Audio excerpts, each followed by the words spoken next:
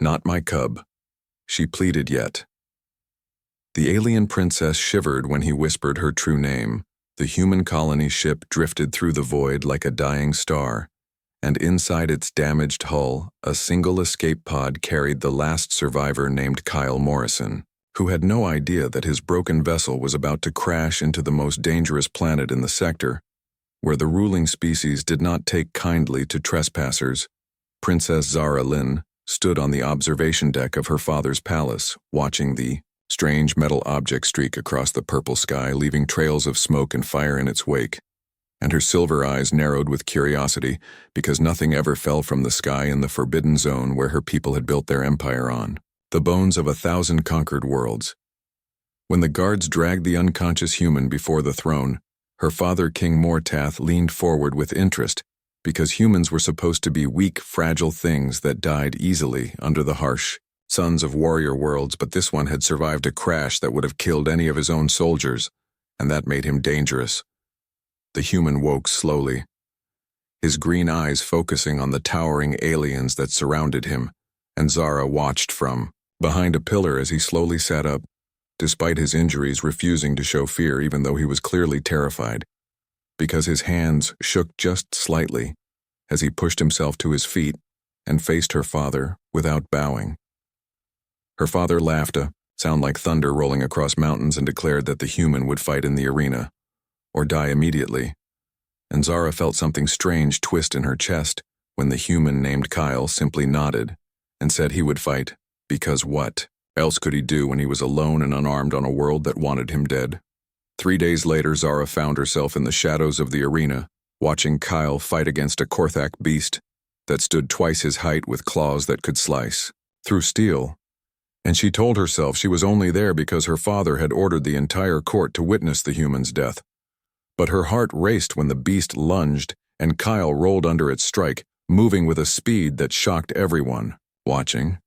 He should have died in the first 30 seconds, but humans were clever in ways her people had never encountered, and Kyle used the arena's environment against his opponent, leading the beast into walls and using fallen weapons to strike at weak points until finally, impossibly, he stood over the dead creature covered in blood and breathing hard, while the crowd sat in stunned silence. Her father rose from his seat slowly, and Zara saw the calculation in his eyes because a human who could kill a Korthak beast was either extremely lucky or extremely dangerous, and her father did not believe in luck.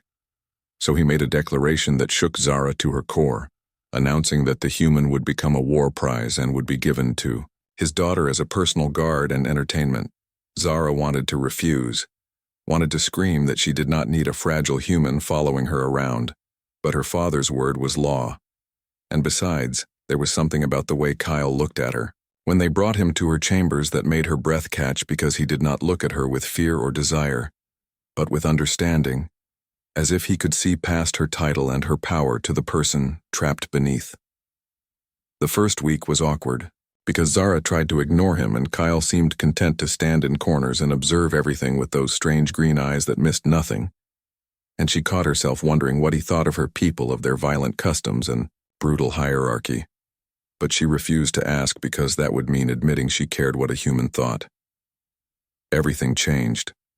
The night assassins came for her, slipping through her window with poison blades meant for royal blood, and Zara woke to find Kyle standing over 3 dead bodies, his hands bloody and his breathing ragged, because he had heard them coming and had killed them all without hesitation to protect her, even though she had barely spoken to him in days. She stared at him in the darkness and asked why he had saved her when he could have let her die and escaped in the chaos, and Kyle looked at her with those impossibly honest eyes and said,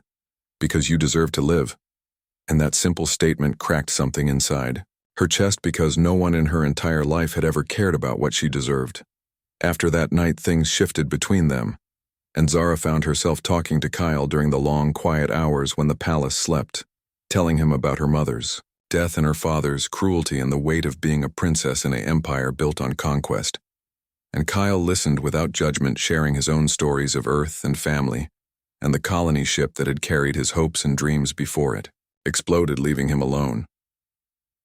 Her father noticed the change, and his eyes grew cold because he had given her a pet to amuse her, not a companion who made her question everything she had been taught about strength and weakness, and he began sending Kyle on impossible missions hoping the human would finally die. But Kyle kept surviving,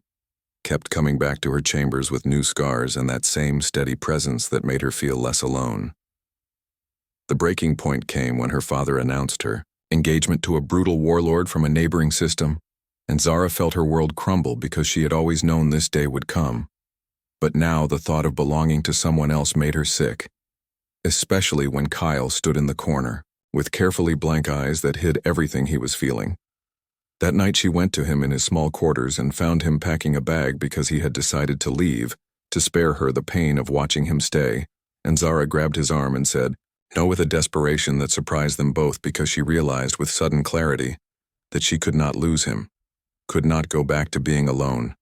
Kyle turned to her, and something shifted in his expression, and he reached up, slowly, giving her time to pull away and touched her face with gentle fingers that traced the silver marks on her cheek. And then he spoke her true name, the secret name given to royal children at birth that no one outside the family should know. And Zara gasped because hearing it from his lips felt like being seen for the first time. She asked how he knew, and Kyle smiled sadly and explained that he had found her mother's journals hidden in the royal library during one of his impossible missions and had read about the princess who was named Lyra Seth after the first star that shone on the night she was born, and Zara, whose hands had killed countless enemies, trembled at the sound of her true self spoken aloud. Not my cub, she pleaded, using the phrase her mother once used, meaning not my burden, not my responsibility, trying to push him away before her father destroyed him. But Kyle pulled her closer and said, you were never a burden to carry. And in that moment, Zara understood that love was not about ownership or duty, but about choosing someone again and again despite the cost. They left that night, stealing a ship from the royal docks and fleeing into the stars with her father's entire fleet chasing them, and Zara should have been terrified. But instead, she felt free for the first time in her life because Kyle sat beside her in the pilot seat, and together they flew toward a future they would write themselves. The galaxy was vast and full of dangers, but Zara had spent her whole life training to survive, and Kyle had proven that humans were far more resilient than anyone believed. And as they jumped to hyperspace, leaving her old life behind, she realized that sometimes the greatest rebellion was simply choosing your own path. Her father would hunt them forever, and the Empire would never forgive her betrayal. But Zara looked at Kyle and saw her future reflected in his eyes, and she knew that whatever came next, they would face it together, because she was no longer just a princess, and he was no longer just a survivor, and together they were something new. The stars stretched out before them, endless and bright with possibility,